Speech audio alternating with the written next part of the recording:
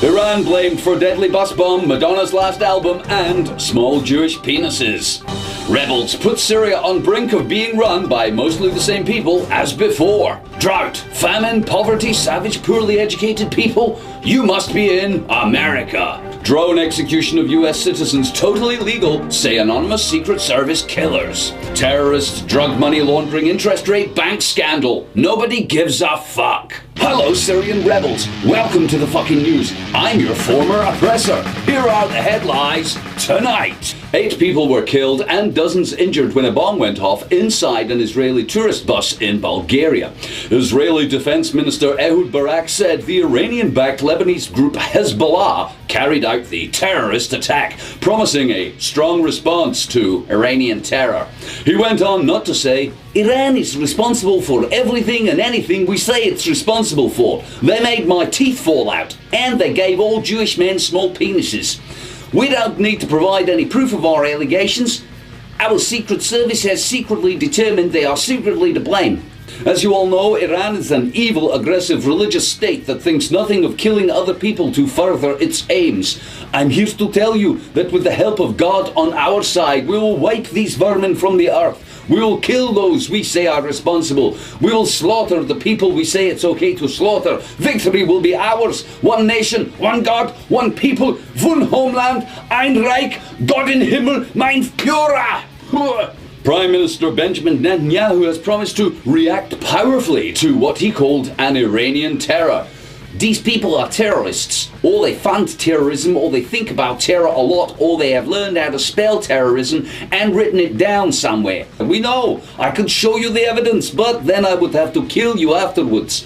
But we know, as sure as we are God's chosen people, that Hezbollah are behind Madonna's last album and her embarrassing conversion to Judaism. These monsters will stop at nothing to dominate the region. They are trying to develop nuclear weapons and hiding behind their big superpower allies China and Russia. This cannot be allowed. If necessary, we will nuke the fuckers with our non-evil nuclear weapons, or have our superpower friends America fuck them up with some cruise missiles.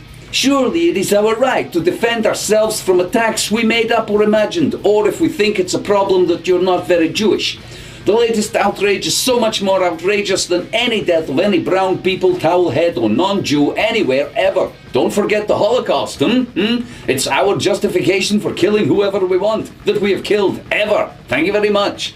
Holocaust, eh? Iran has denied involvement in the bombing and complained that America and Israel represent the warmongering corporate fascists that own almost all the world's important resources. Going on not to say, hey, please bomb us or shut the fuck up, okay?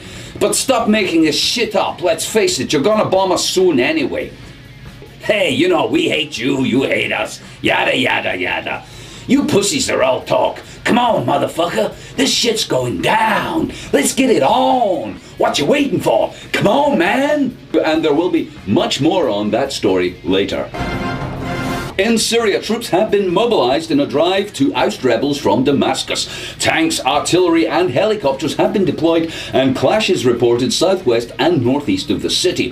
The offensive follows the deadly bombing on Wednesday of 3 top regime figures. The president's defense minister, brother-in-law and head of his crisis team were all killed. But don't worry, because there are enough old cronies defecting to the rebels for Syria to be run by pretty much the same bunch of wealthy, thieving, greedy, mumbo, alakadabra, jumbo families as before.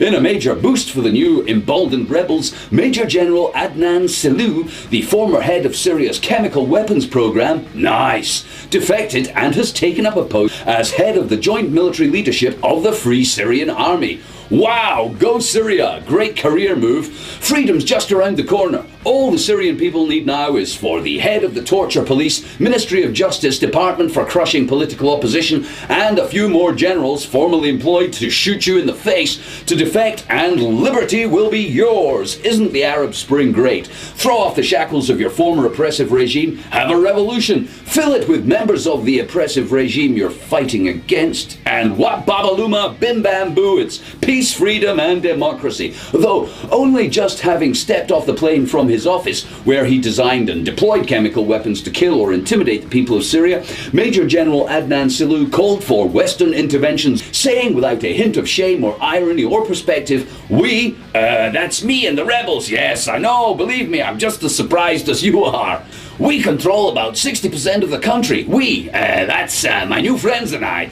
We just need a couple of airstrikes here and there and we'll control the entire country. Honest, I'm not a crook or a murdering scumbag looking for a way out. I'm a freedom fighter. For years I fought for the freedom of Assad to fuck his own people over and spit on their graves. Hey, but now that's behind me. Long live and the Syrian freedom, mumbly jumbly. Can I have my old job back? A country devastated by natural disasters, land parched, crops wilted, people hungry, a nation stricken by recession, economic crisis and poverty, a political class riven with corruption and rigged elections, a people so poorly educated and dumbed down they believe the Son of God is coming back any day now to kill homosexuals and run for president. Sierra Leone, the Congo, Somalia, Yemen, Ethiopia? Nope, it's the good old US of A. U.S. Agriculture Secretary Tom Vizak has warned America faces the worst drought in decades.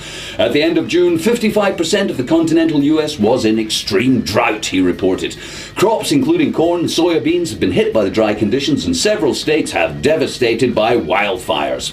Mr. Vilsack announced in a press conference on Wednesday that the Department of Agriculture had added 8 states as natural disaster areas. On Monday, a weekly US report said that 70% of the corn crop and 65% of the soya crop were fucked.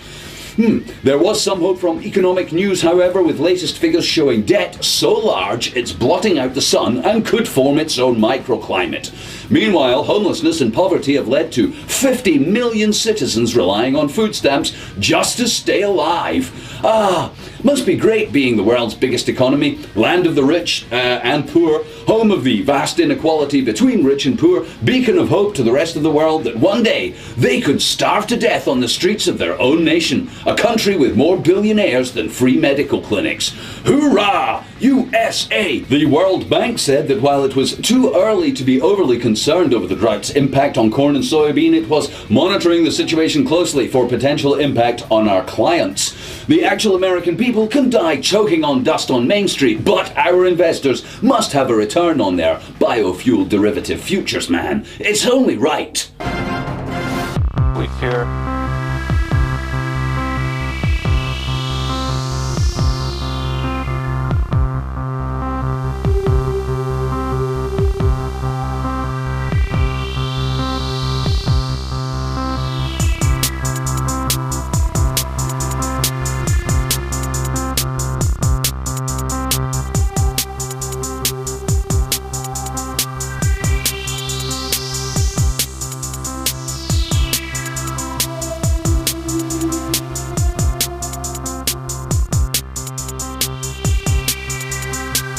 natural disasters. We fear economic collapse. And we fear government oppression. We fear the one world government that is to arrive on the scene. We fear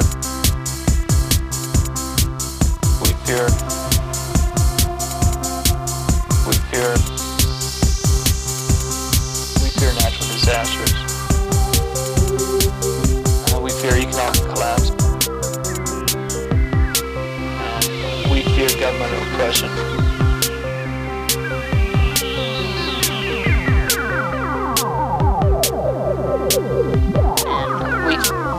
We fear government oppression. And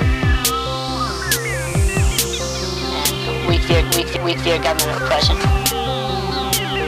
And we fear government oppression. We fear the one world government that is to arrive on the scene. We fear the one world government that is to arrive on the scene. We fear economic collapse. We fear natural disasters.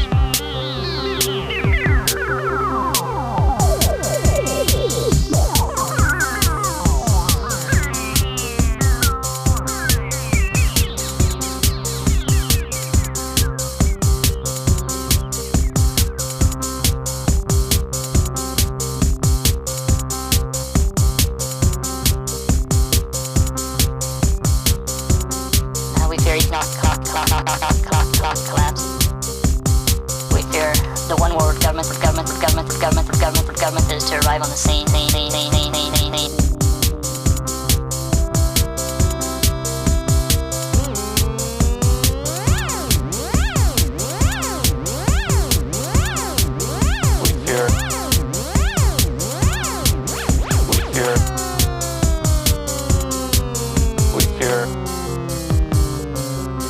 We fear natural disasters. We fear economic collapse. And we fear government oppression. We fear the one world government that is to arrive on the scene. We fear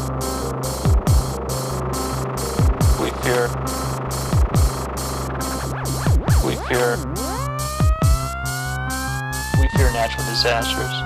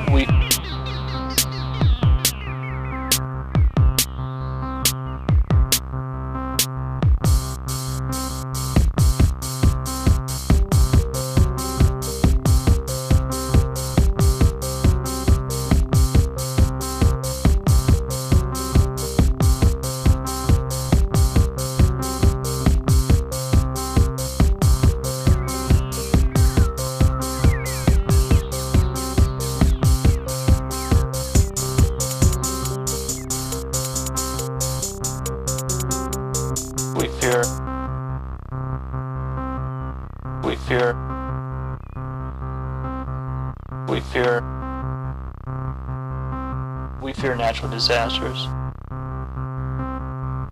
We fear economic collapse. And we fear government oppression.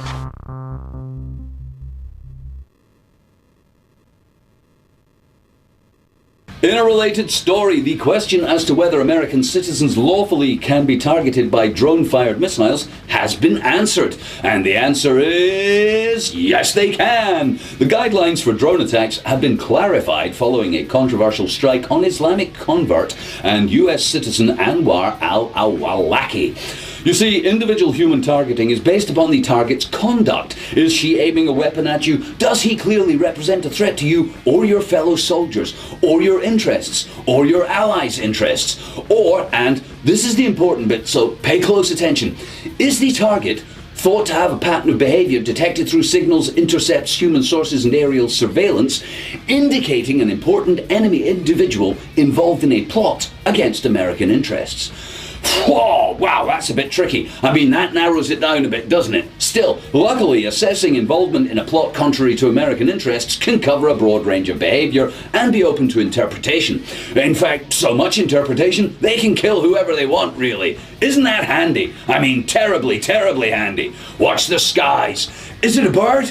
Is it a plane? No, it's super drone legal extrajudicial killing, man. Coming everywhere on Earth to protect money and fight for truthiness, justice-ish, and the American interests way. Let's just go over that, because it may seem quite confusing at first. The world's greatest military superpower can legally kill anyone, anywhere, including their own citizens, using its fleet of unmanned killer drones based upon undisclosed evidence that the victim was, and I'm quoting exactly here, thought to have a pattern of behavior, whatever that is, detected through signal intercepts, human sources and aerial surveillance, indicating an important enemy individual involved in a plot against American interests, whatever they are. Who are the Americans in this case, and what are their interests? Do they include being science fiction Nazi killers, Star Wars evil empire wannabes, or just armed corporate thugs? Who can tell? Hello and welcome to Doomberg. HSBC is the latest bank to be revealed as an organisation of amoral, lying profit mongers. Turns out HSBC Mexico branches would happily transfer billions of drug money out of the country for the right price. Know what I mean? The bank would also help you to sell plutonium to Iran, kidnap Mickey Mouse, sell your mother into sex slavery, auction your children to Catholic paedophiles, and strip your country of assets whilst running away to Switzerland and nicking all the lollipops from the orphanage along the way. Smug, smarmy, lying criminal executives from HSBC lined up to tell a Senate hearing in America that they were just making as much money as we possibly could, regardless of any laws or the thought for any consequences. The story breaks on the back of the Barclays LIBOR scandal, now eclipsed by the Euribor scandal, where it turns out that banks across Europe have been fixing interest rates to hide the extent of economic crisis or maximise profits for years. Well, I mean, if you can't lie, cheat and steal from billions of people all over a long period and get away with it scot-free, you're probably not a bank. Members of the public have called for interest rates to be properly set by anonymous bankers who normally set them, instead of anonymous bankers who have no right to set them, and for the behaviour of anonymous bankers who set interest rates and choose whether or not to obey laws about money laundering to be made more criminal. I see, only when bankers' behaviour is much, much more criminal will we be able to lock them up, said one peasant. At the moment, simply stealing and lying and breaking the law just isn't enough. Thanks, see you next time on Doomberg. And finally, shop for your lives, spend for victory and die in debt. Thanks for watching the news. Here's the weather. The planet's fucked, it's your fault, and it's getting worse. Have a nice weekend.